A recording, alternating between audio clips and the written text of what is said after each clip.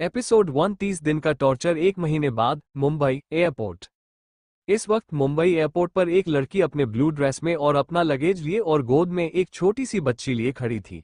वो छोटी सी बच्ची काफी ज्यादा क्यूट लग रही थी। उसने उसके सिर पर एक छोटा सा हेड पहन रखा था और इस वक्त वो टुकुर टुकुर चारों तरफ देख रही थी। वो लड़की भी चारों तरफ देखकर खुद से बोली, फाइनली 2 साल बाद मैं इंडिया वापस आ गई, लेकिन मुझे नहीं पता था कि मैं इस तरह से इंडिया वापस आऊंगी। इन सब के बीच में जो कुछ भी मेरे साथ हुआ उन सबको सोचकर मैं अब बस इतना चाहती हूँ कि जिस किसी ने भी मेरे साथ गलत किया है मैं उन सब से उनका बदला लूं। ये कहते हुए अमानत, जिसने पीहू को अपनी गोद में रख रखा था, वो अपना लगेज लेकर सीधे बाहर की तरफ बढ़ गई। जैसे ही बाहर पहुंची सामने ही राव्या खड़ी थी। राव्या अमानत को देखते ही मुस्कुरा कर बोली, अमानत फाइनली तुम इंडिया ही आ ही गई। ये कहकर वो आगे बढ़ी और अमानत को हक कर ली। अमानत ने भी मुस्कुराते हुए कहा, फाइनली मैं इंडिया वापस आ चुकी हूं। तभी राव्या ने पीहू को प्यार से देखा। पीहू थोड़ी नींद में लग रही थी, जिस वजह से वो बार बार इधर से उधर अपना सिर घुमा रही थी। उसे देखकर राव्या ने अपना हाथ प्यार से आगे बढ़ाया और बोली, पीहू बेबी अपनी मासी की गोद में आओ, देखो आपकी मासी आपको बुला रही है। पीहू राव्या की आवाज सुनकर उसे टुकुर टुकुर देखने लगी और फिर तुरंत अपना चेहरा दूसरी तरफ घुमाकर अमानत के सीने में चिपक गई। उसके इस हरकत को देखकर अमानत हल्के से मुस्कुरा दी। तो वहीं राव्या का मुंह बन गया। उसने चिढ़कर कहा, ये मेरे गोद में क्यों नहीं आ रही है? क्या तुमने इसे बताया नहीं कि मैं इसकी मासी हूं? हमारी तो वीडियो कॉल पर बात होती थी ना, तब तो ये मुझसे बात करती थी। अभी सामने से ये मुझे एक्सेप्ट क्यों नहीं कर रही है? अमानत ने मुस्कुरा कर कहा, तुम फिक्र मत करो, कुछ दिन तक ये तुम्हारे साथ रहेगी तो पहचान जाएगी। अभी ये तुमसे पहली बार फेस टू फेस मिल रही है, इसलिए ऐसा कर रही है। ये सुनकर फिर राव्या ने मुस्कुराकर कहा, कोई बात नहीं, अब चलो हम घर चलते हैं। मैंने पीहू बेबी के लिए उसकी मनपसंद खीर बनाई है। ये सुनकर अमानत मुस्कुरा दी और फिर ड्राइवर कार में सामान रखने लगा। अमानत कार में राव्या के साथ बैठ गई। कार में बैठते ही राव्या ने कुछ सोचकर कहा, अमानत तुम यहाँ कैसे पहुंची? और तुमने अचानक से फैसला क्यों ले लिया कि तुम अब इंडिया आओगी? इसके जवाब में अमानत ने कहा, क्योंकि मैं वहां बहुत ज्यादा परेशान हो चुकी थी। मुझे बस अपनी बेटी को लेकर सबसे दूर जाना था, लेकिन अब मैंने सोच लिया था कि मैं भागूंगी नहीं। 2 साल पहले जिसने भी मेरी जान लेने की कोशिश की थी, अब मैं इंडिया में रहकर उसका पता लगाऊंगी। तभी राव्या उसके गोद में मौजूद पीहू को देखकर बोली, लेकिन इन सब में पीहू का क्या होगा? और अगर मिस्टर विध्वंस को पता चला कि पीहू उनकी बेटी है, तब क्या तुमने सोचा है कि क्या होगा? ये सुनते अमानत ने गुस्से के साथ कहा, उन्हें पहले ही पता चल चुका है और मैं उन्हीं से ही भागकर यहाँ पर आई हूँ।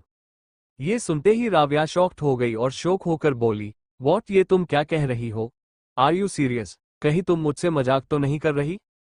इसके जवाब में अमानत ने गुस्से के साथ कहा, नहीं, मैं कोई मजाक नहीं कर रही हूँ। मैंने तुमसे ये बात नहीं बताई, लेकिन इन 1 महीना से मैं मिस्टर विध्वंस की कैद में थी। उन्होंने मुझे और मेरी बेटी को अपने घर में कैद कर रखा था। वहां मैं बहुत मुश्किल से रह रही थी, लेकिन जैसे ही मुझे मौका मिला मैं अपनी बेटी को लेकर वहां से भाग निकली और मैं डायरेक्ट इंडिया आ गई। मुझे पता है कि वो मुझे आसानी से इंडिया में ढूंढ लेंगे, लेकिन जितने दिन मुझसे हो सकेगा मैं इतने दिन उनसे जरूर छुपूंगी और अपने कातिलों का पता लगाऊंगी, और मुझे पता इन सब में तुम मेरी हेल्प जरूर करोगी। ये सारी बातें सुनकर राव्या बहुत ज्यादा हैरान थी, लेकिन उसने तुरंत कहा, हाँ हाँ जरूर, मैं सब में तुम्हारी हेल्प करूंगी। तुम बिल्कुल भी फिक्र मत करो। और जहां बात रही कि विध्वंस धनराजगीर के पता होने की, तो मुझे इतना तो अच्छे से पता है कि वो बहुत जल्द तुम्हें ढूंढ लेंगे। लेकिन मुझे एक बात बताओ, क्या उन्होंने तुमसे एक बार भी कहा कि वो अपनी बेटी को एक्सेप्ट करेंगे? और साथ में तुम्हें भी, क्या उन्होंने तुमसे माफी मांगने की कोशिश की? क्योंकि 2 साल पहले उन्होंने ही तुम्हारी जान लेने की कोशिश की थी, तो क्या उन्होंने रिग्रेट दिखाए? ये सारी बातें सुनकर अमानत ने गुस्से के साथ कहा, यही तो प्रॉब्लम है उनकी, उन्हें कभी अपनी गलती समझ ही नहीं आती। मैंने कहा कि उन्होंने मेरी जान लेने की कोशिश की और वो कहते हैं कि ये झूठ है, उन्होंने ऐसा कुछ भी नहीं किया, जबकि ये सच नहीं है। मुझे अच्छे से पता है उन्होंने ही ये सब कुछ किया था, और ये बात मैं यहाँ रहकर प्रूव करूंगी और ये भी पता लगाऊंगी कि उनके साथ कौन कौन इस प्लान में शामिल था, और सबको सजा दिलवाऊंगी। क्योंकि अब डर कर जीना नहीं है, अब सबका खुलकर सामना करना है। उसकी ये सारी बातें सुनकर राव्या ने कहा, मुझे तो समझ नहीं आता विध्वंस धनराजगीर जब तुम्हारे पीछे 2 साल पहले पागलों की तरह पड़ा हुआ था, तो फिर वो अचानक से तुम्हारे साथ ऐसा क्यों करने लगा? उसे ऐसा नहीं करना चाहिए था। एटलीस्ट उसे तुम्हारी जान तो नहीं लेनी चाहिए थी, लेकिन तुम फिक्र मत करो, यहाँ मैं तुम्हारा पूरा सपोर्ट करूंगी और यहाँ तो मेरे डैड भी है और तुम्हारे खुद के डैड है। तुम्हें नहीं पता पर तुम्हारे डैड तुम्हें बहुत मिस करते हैं। वो तो तुम्हारी याद में बिल्कुल पागल हो चुके हैं। उन्होंने कंपनी जाना भी छोड़ दिया, पूरा बिजनेस अब अभिराज संभालता है। वो सिर्फ तुम्हारी याद में घर में पड़े रहते हैं। मुझे तो उन्हें देखकर बहुत बुरा लगता है और दिल करता है कि मैं उनसे तुम्हारी सच्चाई बता दूं, लेकिन तुमने अभी मना कर रखा है। लेकिन अब जब तुम इंडिया में हो तो तुम क्या अपने डैड से मिलने जाओगी? अपने डैड की ऐसी हालत को सुनकर अमानत को काफी बुरा लगा। उसने पीहू के बालों को सहलाते हुए कहा, शायद तुम ठीक कह रही हो, मुझे उनसे एक बार मिलने जरूर जाना चाहिए, क्योंकि अब जब मैं सब कुछ खुलकर कर रही हूं तो मैं उनसे नहीं छुप सकती। मुझे पता है कि डैड मुझसे बहुत प्यार करते हैं, बस विराज की वजह से उन्होंने मेरे साथ ऐसा किया था। लेकिन अब अगर मैं उनके पास जाऊंगी तो वो जरूर मुझे सपोर्ट करेंगे और मेरा साथ भी देंगे, इसलिए मैंने फैसला लिया है कि मैं कल ही डैड से मिलने जाऊंगी। ये सुनते ही राव्या के चेहरे पर स्माइल आ गई। उसने फिर गहरी सांस लेकर कहा, अब सब कुछ सेट है, तुम भी इंडिया में हो और अपनी पुरानी जिंदगी में वापस जा रही हो, लेकिन एक स्पेशल चीज हुई है हमारे पास। हमारी ये छोटी सी खरगोश आ गई है। ये कितनी ज्यादा क्यूट है, सच कहूं तो बिल्कुल अपने डैड की तरह दिखती है। मोस्टली इसकी आंखें जो बिल्कुल मिस्टर विध्वंस की तरह है, तभी ये बहुत ज्यादा ब्यूटीफुल है।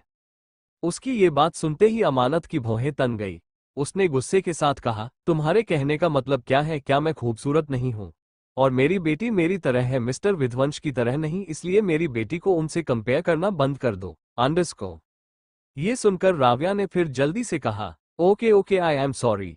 मुझे तो जो सच लगा मैंने वही कहा, लेकिन क्या तुम्हें नहीं लगता कि तुम यहाँ पर बिना बताए इंडिया चली आई तो वहां पर मिस्टर विध्वंस तुम्हारी याद में पागल हो गए होंगे और तुम्हें पागलों की तरह ढूंढ रहे होंगे, और कहीं ऐसा ना हो कि जब तुम मिलो तो वो वापस से तुम्हें कैद कर ले और फिर कभी तुम्हें अपनी कैसे जाने ना दे? राव्या की ये सारी बातें सुनकर अमानत के दिमाग में फिर से वही सब कुछ आने लगा। इन 1 महीना की कैद से वो बहुत ज्यादा परेशान हो चुकी थी और उन सब को सोचकर उसने गुस्से के साथ कहा, नहीं, ऐसा कुछ भी नहीं होगा। अब मैं उनकी कैद में नहीं आऊंगी, क्योंकि अब मैं अपने डैड से सब कुछ बता दूंगी और मेरे डैड जरूर मेरी हेल्प करेंगे। ये सारी बातें सुनकर फिर राव्या चुप हो गई। कुछ देर में कार राव्या के छोटे से अपार्टमेंट के बाहर रुकी। अमानत पीहू को लेकर और राव्या उसके लगेज को लेकर सीधे अंदर की तरफ बढ़ गई।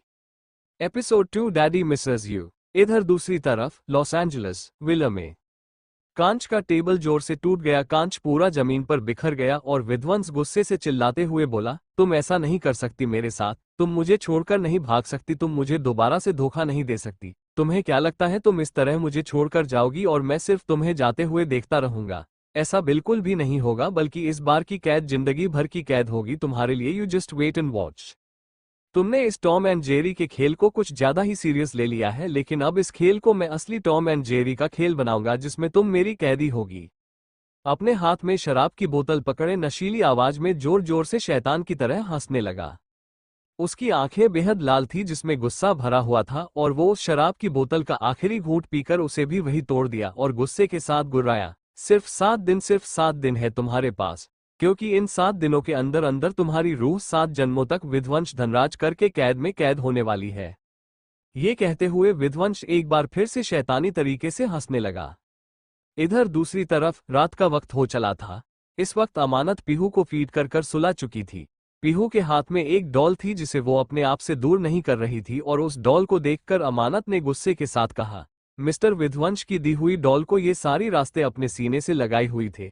इसने एक बार भी इस डॉल को खुद से दूर नहीं किया। पता नहीं क्या खास है इस डॉल में, मुझे तो ये बिल्कुल भी पसंद नहीं। अंडस को ये कहते हुए उसने गुस्से के साथ पीहू के हाथ से उस डॉल को लेना चाहा, लेकिन पीहू के छोटे छोटे हाथ उस डॉल को बहुत कसकर पकड़े हुए थे, जैसे वो अपने डैडी के फर्स्ट गिफ्ट को किसी को देना ही नहीं चाहती थी। पीहू ने एक बार भी उस डॉल को नहीं छोड़ा, जिसे देखकर अमानत ने फ्रस्ट्रेटेड होकर कहा, बेटा अब आप सो रही हो, एटलीस्ट अब तो आप डॉल को छोड़ दो, अब आप उसे भी सोने दो। लेकिन पीहू ने कुछ नहीं कहा और उससे वो अपने सीने से लगाकर गहरी नींद में चली गई।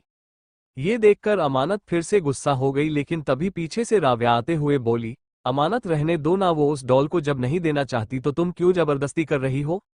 इसके जवाब में अमानत में गुस्से के साथ कहा, मैं नहीं चाहती कि मेरी बेटी के पास मिस्टर विध्वंस की दी हुई कोई भी चीज हो। ये सुनकर राव्या पीहू के पास आई और उसने देखा कि पीहू ने उस डॉल को अपने सीने से लगाया हुआ था, जिसे देखकर राव्या कुछ सोच में पड़ गई और बोली, अमानत, क्या तुम्हें नहीं लगता कि शायद तुम्हें पीहू को और मिस्टर विध्वंस को एक दूसरे से दूर नहीं करना चाहिए? जहां तक मैं देख रही हूं पीहू कहीं ना कहीं अपने डैडी को मिस कर रही है। उसने अभी तक उस डॉल को खुद से दूर नहीं किया क्योंकि उसे मिस्टर विध्वंस ने दिया था और वो जब से यहाँ आए हैं बहुत चुप चुप है, जबकि तुम मुझे बताती थी कि वो कभी चुप रहती ही नहीं थी। वो कुछ ना कुछ हमेशा बड़बड़ाती ही रहती थी, पर उसने यहाँ कुछ भी नहीं कहा। पता नहीं क्यों, पर मुझे उसकी बहुत टेंशन हो रही है।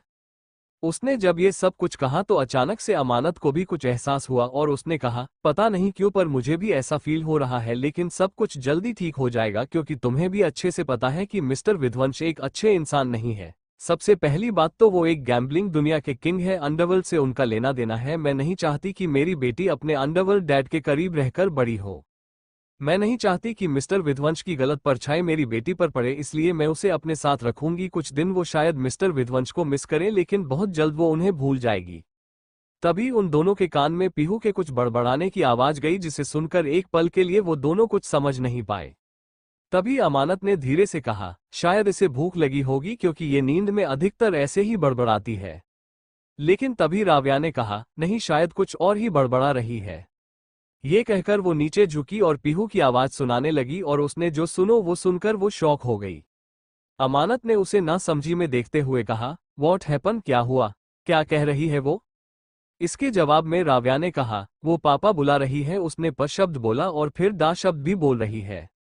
उसकी ये बात सुनकर अब अमानत हैरान थी, लेकिन दूसरे पल उसने गुस्से के साथ कहा, ये लड़की भी ना अभी सिर्फ 2 दिन ही हुए हैं इस मिस्टर विध्वंस से दूर हुए, अभी से ही ये उनके रंग में रंग गई। मैं इसे फिर से अपने आप में ढाल दूंगी, जैसे पहले ये मेरे साथ रहती थी बिल्कुल वैसे ही अभी रहेगी। हमें इसके बारे में इतना सोचने की जरूरत नहीं है। तुम भी जाओ, अब सो जाओ, मैं भी सो जाऊंगी क्योंकि कल मुझे डैड से भी मिलने जाना है। उसकी ये सारी बातें सुनकर राव्या ने फिर अपना सर हिला दिया। वो उससे दूर हो गई और बाहर जाते हुए बोली, कल जब अंकल तुम्हें देखेंगे तो वो बहुत ज्यादा शॉक हो जाएंगे, कहीं उन्हें सदमा ना लग जाए। और जब वो अपनी बेटी की छोटी सी बेटी को देखेंगे तब तो वो और भी ज्यादा शॉक होंगे। मैं तो कल उनका रिएक्शन देखने के लिए बहुत एक्साइटेड हूँ। ये सुनकर अमानत भी हल्के से मुस्कुरा दी और फिर राव्या वहां से चली गई। उसके जाने के बाद अमानत पीहू को अपने सीने से लगा ली और उसके बालों पर किस करते हुए बोली, बहुत जल्द मैं आपके जहां से मिस्टर विध्वंस की यादें मिटा दूंगी, आप बिल्कुल भी फिक्र मत करो। ये कहते हुए उसने भी अपनी आंखें बंद कर ली। अब कुछ ही देर में नींद में चली गई। अगली सुबह सुबह अमानत की नींद पीहू के जोर जोर से रोने से खुली। नींद खुलते ही अमानत जल्दी से चौंक कर बैठ गई। इस वक्त पीहू अपने डॉल को अपने सीने से लगाए अपने एक हाथ से अपने चेहरे को ढके जोर जोर से रोए जा रही थी। उसे इस तरह रोते देख अमानत ने जल्दबाजी के साथ कहा, बेटा क्या हुआ, आप ठीक तो हो, आप ऐसे रो क्यों रही हो? पीहू बस लगातार ही रोए जा रही थी। अमानत को कुछ समझ नहीं आ रहा था कि वो अचानक से ऐसे क्यों रो रही थी।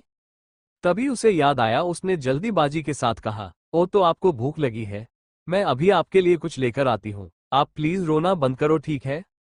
ये कर उसने उसे अपनी गोद में उठा लिया और उसे जल्दी से चुप करने की कोशिश करने लगी और फिर वो उसे लेकर बाहर चली गई।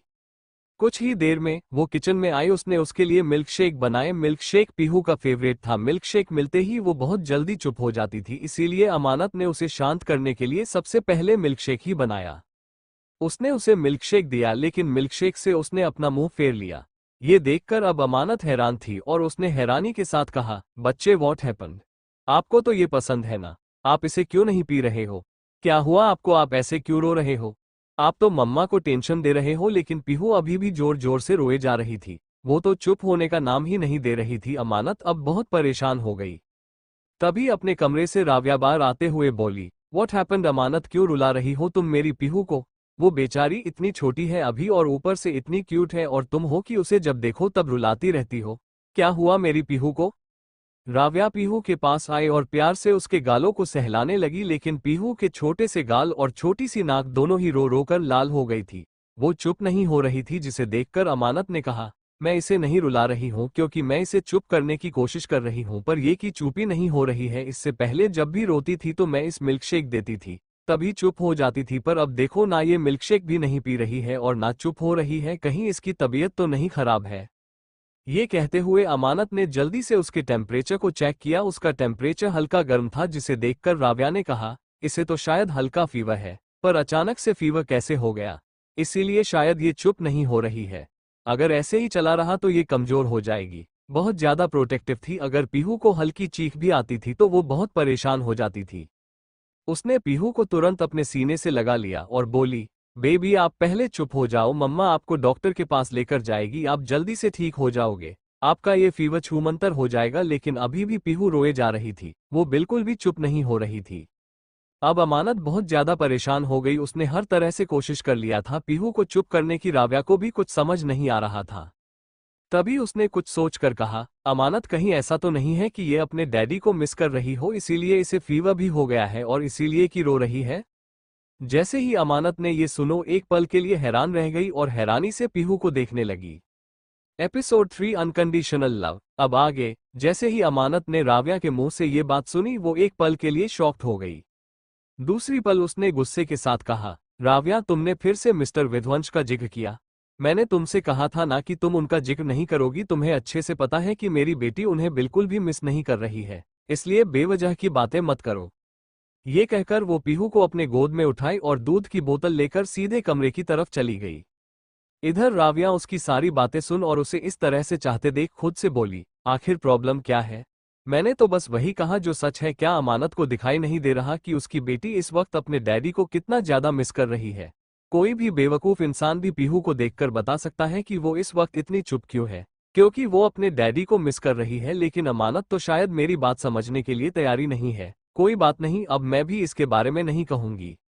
ये कहते हुए वो सीधे अपने कमरे की तरफ बढ़ गई। इधर कमरे में अमानत ने बहुत ही मुश्किल से पीहू को सुलाया था और इस वक्त पीहू गहरी नींद में सो रही थी।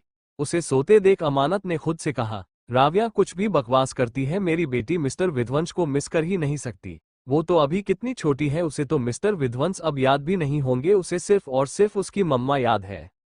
लेकिन तभी उसके कानों में पीहू के बड़बड़ाने की आवाज गई, जिसे सुनते ही एक बार फिर से अमानत के भाव बदल गए। पीहू एक बार फिर से डैडी शब्द बोल रही थी, जिसे सुनकर अमानत ने गुस्से के साथ कहा, क्यों? आखिर क्यों? मेरी बेटी क्यों उस इंसान का नाम बुला रही है? जबकि ऐसा नहीं होना चाहिए, मेरी बेटी को उस इंसान के बारे में सोचना भी नहीं चाहिए, तो फिर आखिर वो ऐसा क्यों कर रही है? मुझे कुछ ना कुछ करना होगा, इस तरह से तो मैं इसे संभाल नहीं पाऊंगी और अभी मुझे इसे संभालना बेहद जरूरी है। ये सब कहते हुए उसने प्यार से उसका चेहरा सहलाया और बोली, बेबी आप फिक्र मत करो, मामा बहुत जल्द आपको आपके डैडी से मिलवाने ले जाएगी। हालांकि उसने ये कह दिया था पर वैसा कुछ भी नहीं करने वाली थी। उसने मन ही मन दांत पीसकर कहा, अभी फिलहाल के लिए मुझे अगर पीहू को ठीक देखना है तो मुझे ऐसे झूठ बोलते होंगे, वरना मुसीबत हो जाएगी।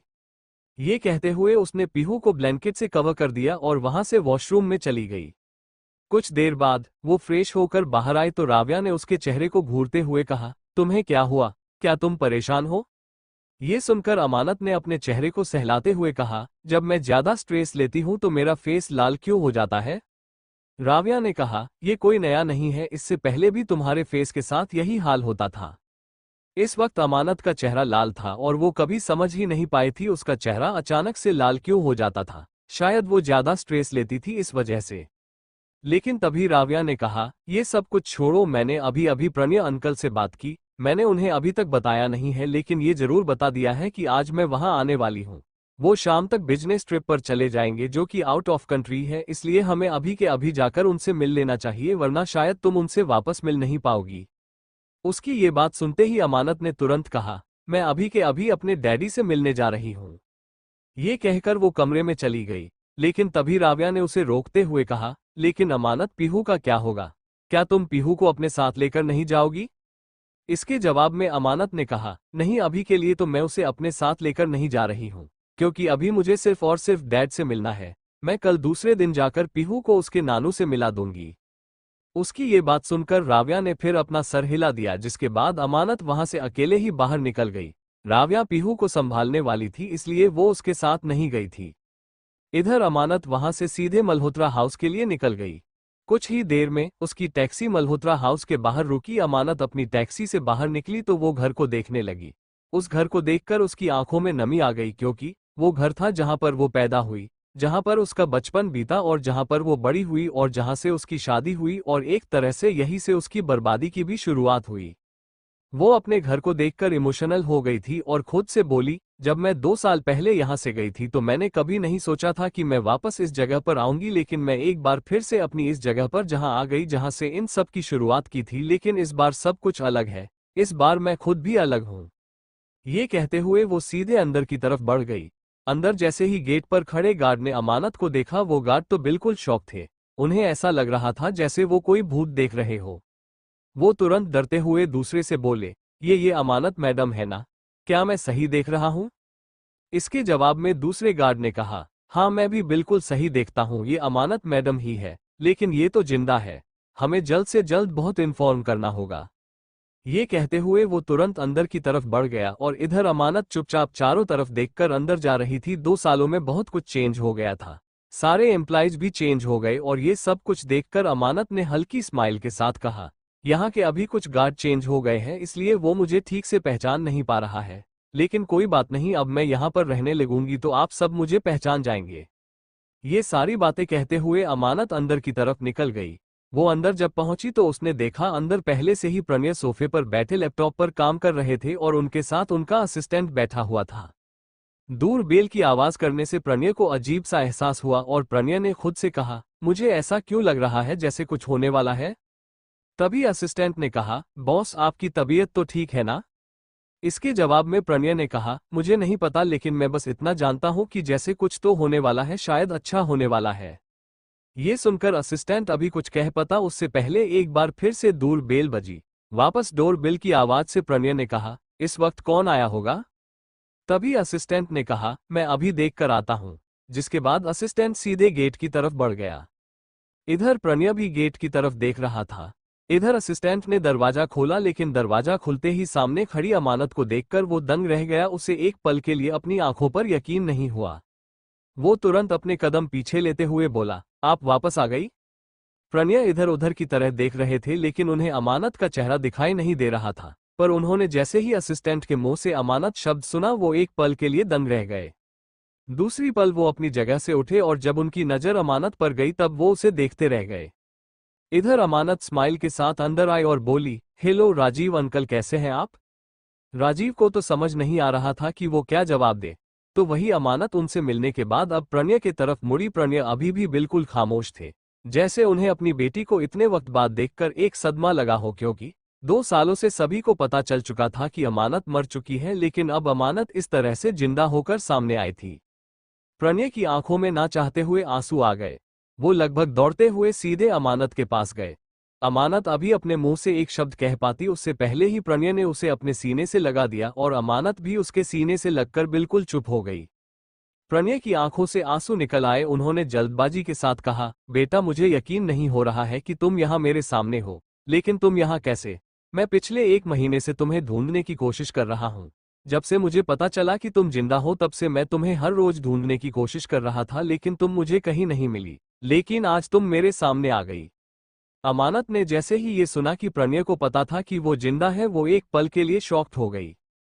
एपिसोड 4 एक सरप्राइज। अब आगे प्रणय को तो यकीन नहीं हो रहा था कि इस वक्त वो अपने सामने अपनी उस बेटी को देख रहा था जिसे उसने 2 साल पहले ही मरा समझ लिया था, लेकिन उसे जब इसके बारे में पता था कि अमानत जिंदा थी तब उसने उसे चारों तरफ लॉस एंजलिस में ढूंढने की कोशिश की थी, पर अमानत का कहीं कोई अता पता नहीं था। वो बहुत ज्यादा परेशान हो गया था। उसने एक बार फिर से हार मान ली थी। उसने सोच लिया था कि शायद उसकी किस्मत में उसकी बेटी है ही नहीं, लेकिन अब अमानत को अपने सामने देखकर उसकी आंखों से आंसू बहन निकले। उसने तुरंत अमानत को अपने सीने से लगा लिया और बहुत ही प्यार से बोले, बेटा बहुत बहुत शुक्रिया मेरी जिंदगी में वापस आने के लिए। तुम्हें नहीं पता, लेकिन तुमने एक बाप के ऊपर कितना बड़ा एहसान किया है, मैं बता नहीं सकता इस वक्त मैं कितना ज्यादा खुश हूँ। अमानत को पता था कि इस वक्त प्रणय बहुत ज्यादा इमोशनल थे, लेकिन कहीं ना कहीं वो खुद भी इमोशनल थी। उसे पता था कि प्रणय उससे बहुत ज्यादा प्यार करते थे और सिर्फ विराज की वजह से ही उन्होंने उसके साथ वो सब कुछ किया था, इसलिए वो इस बात से इनकार नहीं कर सकती थी। वो इस तरह से प्रणय के सीने से लगी रही। लेकिन तभी वो प्रणय से अलग हुई और बोली, डैड कैसे हैं आप?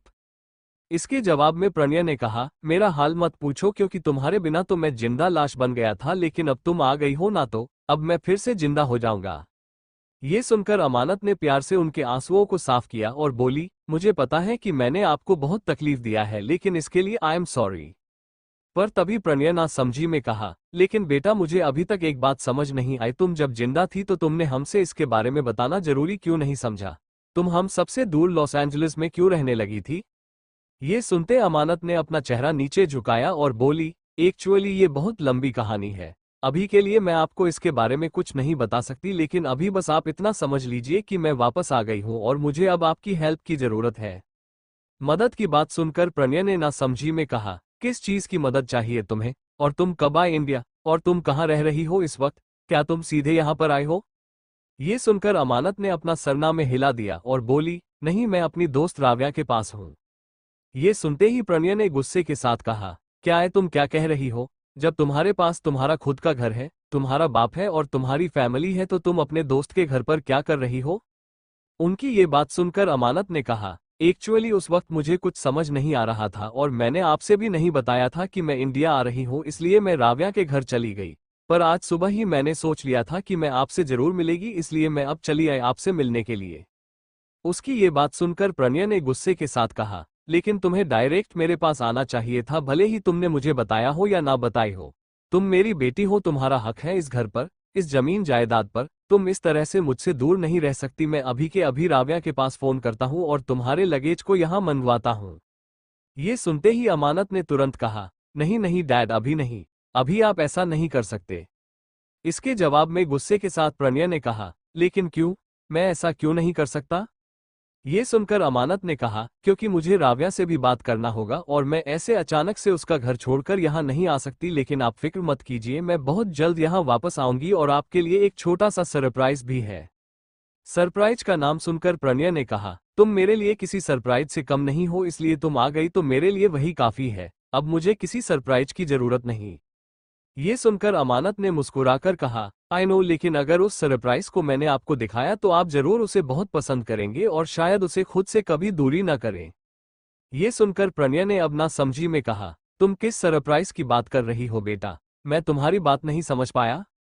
इसके जवाब में अमानत ने मुस्कुराकर कहा, इसके बारे में मैं कल आपको बताऊंगी और सिर्फ बताऊंगी नहीं, बल्कि आपको उससे मिलवाऊंगी भी। आई एम श्योर आप बहुत खुश होंगे, पर अभी के लिए मुझे आपकी हेल्प चाहिए। हेल्प की बात सुनकर प्रणय ने ना समझी कहा, तुम किस चीज की हेल्प चाहती हो मुझसे?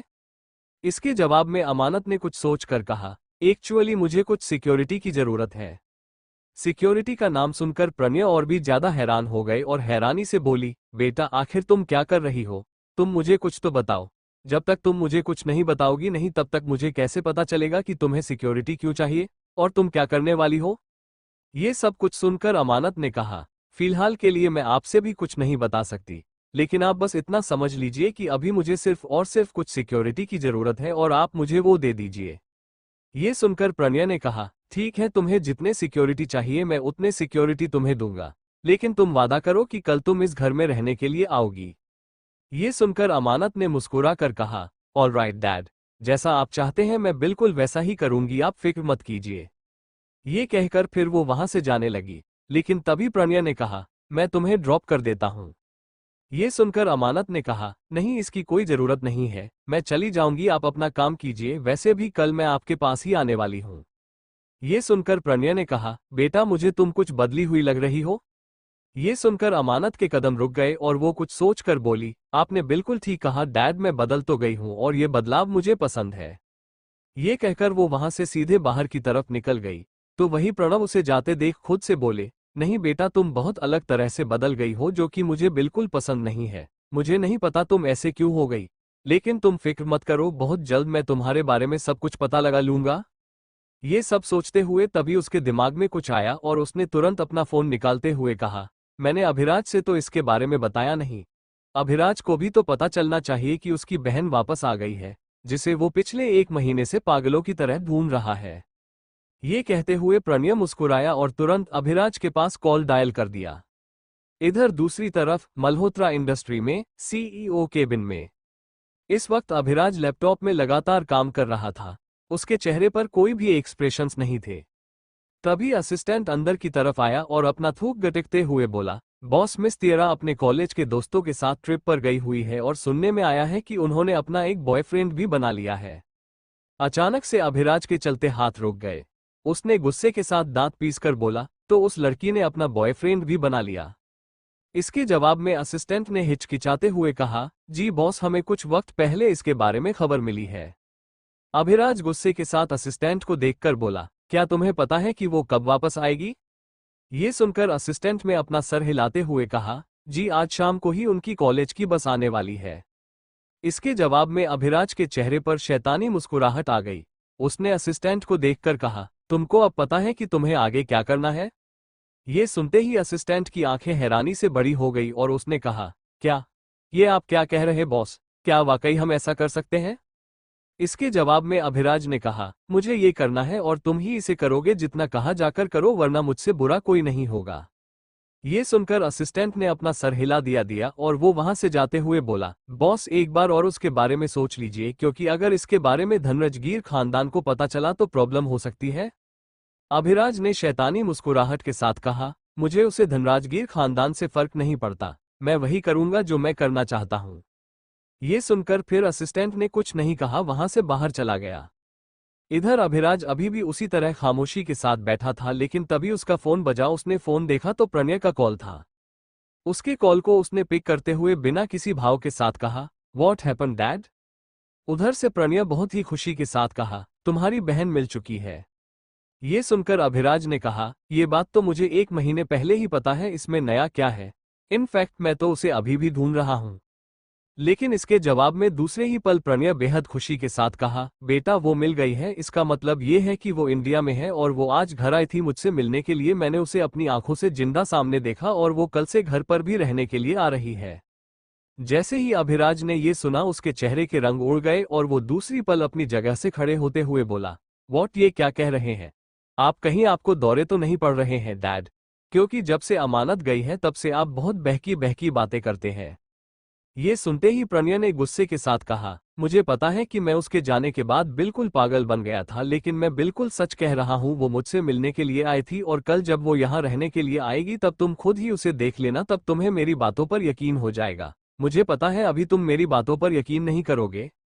ये कहकर गुस्से के साथ उसने कॉल कट कर दिया। तो वही ये सारी बातें सुनकर अभिराज के भाव पूरी तरह से काले पड़ चुके थे। उसने फोन को कसकर पकड़ा और बोला, क्या वाकई अमानत वापस आ गई है? अगर ये सच है तो फिर? कहते कहते वो रुक गया, क्योंकि अब उसके एक्सप्रेशन और भी ज्यादा डार्क हो गए। इधर दूसरी तरफ अमानत कुछ ही देर में अपार्टमेंट पहुंची। वो जब वहां अंदर गई तो उसे पीहू के रोने की आवाज सुनाई दी। उसके रोने की आवाज सुनते अमानत डर गई। वो जल्दी से अंदर गई तो इस वक्त सोफे पर पीहू बैठी अपने नन्हे नन्हे हाथों को अपने आंखों पर रखकर जोर जोर से रो रही थी।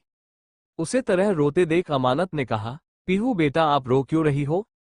तभी किचन से राव्या अपने हाथ में दूध की बोतल लेकर आते हुए बोली, थैंक गॉड अमानत तुम आ गई।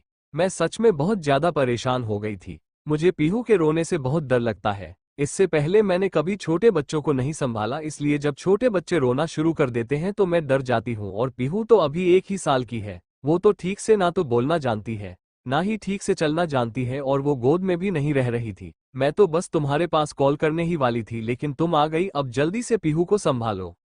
ये कहकर उसने जल्दबाजी के साथ पीहू को उठाया और अमानत की गोद में दे दिया। तो वही अमानत ने तुरंत पीहू को अपने सीने से लगा लिया और प्यार से बोली, बेबी व्हाट हैपेंड, आप रो क्यों रही हो? क्या हुआ? इसके जवाब में पीहू ने जोर जोर से सिसककर कहा, मम्मा डैडी डैडी। उसके मुंह से जोर जोर से डैडी शब्द सुनते ही अमानत और राव्या दोनों ही शॉक्ड हो गए। एपिसोड 5 में टॉर्चर नहीं सह पाऊंगी, अब आगे। पीहू ने जब जिद करते हुए डैडी शब्द कहा तो ये सारी बातें सुनकर राव्या और अमानत दोनों एक दूसरे को देखने लगे। तभी राव्या ने गुस्से के साथ कहा, अमानत मैंने तुमसे पहले ही कहा था वो अपने डैडी के बिना नहीं रह पाएगी। तुम्हारी जिद की वजह से उसे बुखार आया और अब देखो वो फिर से अपने डैडी के पास जाने की जिद कर रही है। अब तुम क्या करोगी? अमानत ने अब मन ही मन सोचा, क्योंकि उसे सच में नहीं पता था कि पीहू की ऐसी हालत हो जाएगी विध्वंस के बिना, जबकि उसे तो ऐसा लग रहा था कि इन 1 महीना में वो इतनी छोटी थी कि वो विध्वंस की सारी यादों को भुला देगी। लेकिन उसे नहीं पता था कि वो उसकी 1 साल की छोटी सी बच्ची अपने बाप के बिना इस तरह से तड़पेगी। लेकिन इस वक्त अमानत मजबूर थी। वो चाहकर भी विध्वंस के पास भी नहीं जा सकती थी, क्योंकि उसके पास जाने से विध्वंस उसे कैद कर लेता था। ना तो वो उसे कहीं बाहर जाने देता था और ना ही किसी से बात करने देता था। ऐसी जिंदगी वो बिल्कुल भी नहीं जी सकती थी।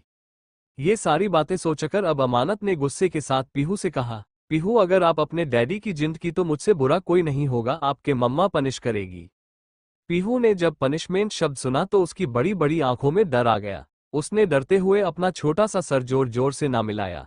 ये देखकर गुस्से के साथ अमानत ने कहा, राव्या इसे मेरे सामने से लेकर जाओ, मुझे अभी इससे कोई बात नहीं करनी। ये अपनी मम्मा की मजबूरी नहीं समझती तो फिर ये आगे चलकर क्या मेरा साथ देगी। ये सुनकर राव्या ने कहा, अमानत देखो, सेंटिमेंटल होने की जरूरत नहीं है। वो अभी बहुत छोटी है, उसे अपने डैडी की जरूरत है, इसलिए वो ऐसा कर रही है। तुम्हें इस तरफ से नाराज नहीं होना चाहिए। अगर तुम नाराज हो जाएगी तो उसे कौन संभालेगा। ये सुनकर अब अमानत खुद को कंट्रोल नहीं कर पाई, उसकी आंखों से आंसू निकला और उसने रोते हुए कहा, तो तुम ही बताओ मैं क्या करूं, कहां से लाकर दूं इसके डैडी को। अगर ये इसी तरह कुछ खाएगी पाएगी नहीं तो बीमार हो जाएगी। क्या इसे नहीं पता है कि इसके अलावा मेरे पास कोई नहीं है। अगर इसे कुछ हो गया तो मैं खुद भी जिंदा नहीं रह पाऊंगी। उसे इस तरह हेल्पलेस होते देख राव्या ने उसे हक कर लिया और उसे शांत करते हुए बोली, पहले तुम शांत हो जाओ। तुम्हारी ऐसी हालत देखकर मुझे बहुत बुरा लग रहा है, प्लीज तुम्हें रोने की जरूरत नहीं है, मैं कुछ करती हूँ, मैं इसका मन बहलाती हूँ। इधर पीहू अभी भी उसी तरह डैडी की जिद लगाकर रोए जा रही थी। उसे सिर्फ और सिर्फ उसके डैडी चाहिए था, उसके अलावा और कुछ भी सुनना या समझना नहीं चाहती थी और अमानत इस वजह से बहुत ज्यादा फ्रस्ट्रेटेड हो गई थी। तभी राव्या ने पीहू को अपनी गोद में उठाया और बोली, पीहू बेबी, आपको पता है मैं आपके लिए एक डॉल लेकर आई थी और वो डॉल बोलती भी है, वो आपसे बातें भी करेगी, आप चलो मैं उसे आपको देती हूँ। ये कहकर वो उसे किसी तरह बहला फुसलाकर अपने कमरे में लेकर चली गई।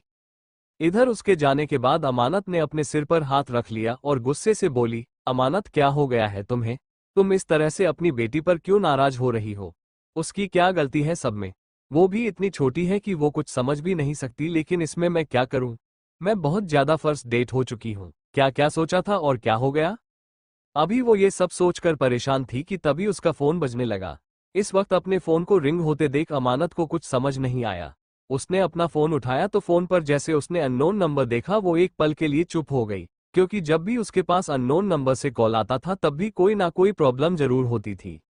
उसने थोड़ा हिचकी चाहते हुए कॉल पिक किया तो उधर से एक भारी आवाज आई, तुम्हें क्या लगता है तुम मुझसे इस तरह से भागेगी और चुप कर कहीं बैठ जाओगी तो मैं तुम्हें ढूंढ नहीं पाऊंगा। विध्वंस की आवाज सुनते ही अचानक से अमानत हैरान रह गई। उसने तुरंत उस नंबर को देखा और वो बिना आगे कोई भी बात सुन जल्दी से उसे फोन को कट कर दी और अपने फोन को खुद से दूर फेंकते हुए बोली, मैं सपना तो नहीं देख रही हूँ।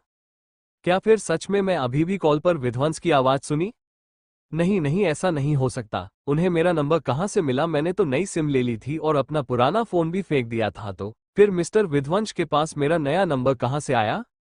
आखिर मिस्टर विध्वंस कैसे मुझे हर बार ढूंढ लेते हैं।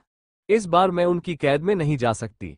अमानत को सबसे बड़ा डर विध्वंस का ही था, क्योंकि एक महीना में विध्वंस ने उसे वहां पर जेल में कैद कर दिया था। वो जेल जहां उसे सिर्फ खाने पीने के लिए मिलता था, बस इसके अलावा वो ना तो बाहर की दुनिया देख पाती थी, यहाँ तक कि वो कभी ना तो सनराइज देख पाती थी और ना ही सनसेट देख पाती थी। इन सब से वो बहुत ज्यादा परेशान थी, इसीलिए वो उसके हाथ से भागी थी। लेकिन वापस से विध्वंस की आवाज सुनकर अमानत के दिमाग में फिर से उसका अतीत आ गया। उसने घबराते हुए कहा, अब मैं क्या करूं, क्या मुझे यहां से भी भाग जाना चाहिए। लेकिन अब मैं भागकर कहां जाऊंगी। तभी उसके दिमाग में उसके डैडी का ख्याल आया और उसने तुरंत कहा, मैं तो भूल ही गई थी, मैंने डैडी से गार्ड के लिए कहा था और शायद मुझे अब गार्ड भी मिल जाएंगे। हाँ, मैंने बिल्कुल ठीक कहा, मुझे डरने की जरूरत नहीं है। मेरे पास गार्ड से मिस्टर विध्वंस मेरा कुछ नहीं बिगाड़ पाएंगे। वहां उन्होंने इसलिए मुझे कैद कर रखा था क्योंकि वहां मेरे डैडी नहीं थे। यहाँ मेरे डैडी है और अभिराज भी तो है, वो भी तो मुझे कितना सपोर्ट करता है। वो अलग बात है कि मैं उसे अपना भाई नहीं मानती, लेकिन वो मुझे बहुत प्यार करता है, वो भी मुझे सपोर्ट करेगा। ये सब कुछ सोचकर अब अमानत के चेहरे पर एक स्माइल आ गई और फिर उसने गहरी सांस लेकर कहा, मैं भी ना बेवजह ही परेशान हो जाती हूँ, मिस्टर विध्वंस से मुझे डरने की जरूरत नहीं है। ये सब सोचते हुए वो फिर कमरे में आए। उसने देखा कि राव्या ने पीहू को सुला दिया था, जिसे देखकर उसने फिर राव्या से कहा, thank you so much Ravya, तुमने फाइनली पीहू को सुला दिया। इसके जवाब में राव्या ने मुस्कुरा कर कहा, तुम्हें क्या लगता है, क्या मुझे भी आप शादी करके बच्चे कर लेना चाहिए। क्योंकि जब मैं पीहू जैसी इतनी जिद्दी बच्ची को इतने अच्छे से हैंडल कर सकती हूँ तो मैं अपने बच्चों को कितने प्यार से हैंडल करूंगी ना। उसकी ऐसी बात सुनकर अमानत उसे घूरने लगी और बोली, देखो मैं तुम्हें अपना पर्सनल एक्सपीरियंस बता रही हूँ। तुम्हें ना तो शादी करनी चाहिए और ना ही बच्चे पैदा करने चाहिए। हालांकि मुझे मेरी बेटी से बहुत प्यार है और मुझे ऐसा नहीं कहना चाहिए, लेकिन फिर भी मैं तुम्हें अपना पर्सनल एक्सपीरियंस बता रही थी। ये सुनकर राव्या ने मुंह बनाकर कहा, दुनिया में सिर्फ एक इंसान से प्यार किया था मैंने, जो कि अभिराज था, तुम्हारा भाई। लेकिन देखो ना, उसे भी किसी दूसरी लड़की से प्यार हो गया और अब तुम्हें लगता है सारी जिंदगी सिंगल ही रहूंगी और सिंगल ही मरूंगी, क्योंकि उसके अलावा मैं अब किसी से प्यार नहीं कर सकती।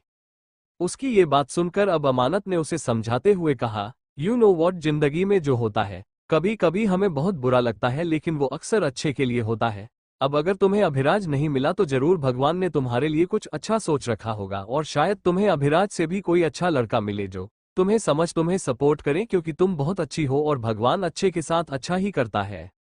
उसकी ये सारी बातें सुनकर राव्या ने उदासी के साथ कहा, लेकिन मुझे तो सिर्फ अभिराज ही चाहिए था। तुम्हें क्या लगता है, क्या अभिराज एक अच्छा इंसान नहीं है जो भगवान ने मुझे अभिराज को नहीं दिया? ये सुनकर अमानत ने कहा, तुम्हें तो पता है कि वो मेरा सौतेला भाई है, लेकिन सच कहूं तो सौतेला भाई होने के बावजूद भी उसने मुझे सगी बहन की तरह प्यार दिया था। इस बात से मैं इनकार नहीं कर सकती कि वो एक अच्छा इंसान है, लेकिन क्या पता भगवान ने तुम्हारे लिए इससे भी अच्छा सोचा हो। ये सुनकर फिर राव्या ने कहा, ओके ऑल राइट, मैं समझ गई। अब तुम भी सो जाओ, कल तुम्हें अपने घर में शिफ्ट होना है, अब मैं भी जा रही हूँ सोने। ये सुनकर अमानत ने अपना सर हिलाया दिया, जिसके बाद वो बेड पर आई और उसने पीहू को अपनी बाहों में भर लिया। पीहू ने अपना छोटा सा सर क्यूटली अपनी मम्मा के सीने में घुसा लिया। ये देखकर अमानत के चेहरे पर एक प्यारी सी स्माइल आ गई। उसने भी उसके सर पर किस करते हुए कहा, मम्मा को माफ कर दो। आई नो मम्मा ने आपके साथ आज रूड बिहेव किया, लेकिन अपने मम्मा को थोड़ा फ्रस्ट्रेटेड कर दिया था, बट आई प्रॉमिस अब वो ऐसा कभी नहीं करेंगे। और वैसे भी कल आप अपने नानू के घर जा रहे हो, जब आप नानू से मिलोगे तो जरूर अपने डैडी को भूल जाओगे और वहां आपके मामा जी भी होंगे, वो भी आपसे बहुत प्यार करेंगे। ये सब सोचते हुए उसने अपनी आंखें बंद कर ली।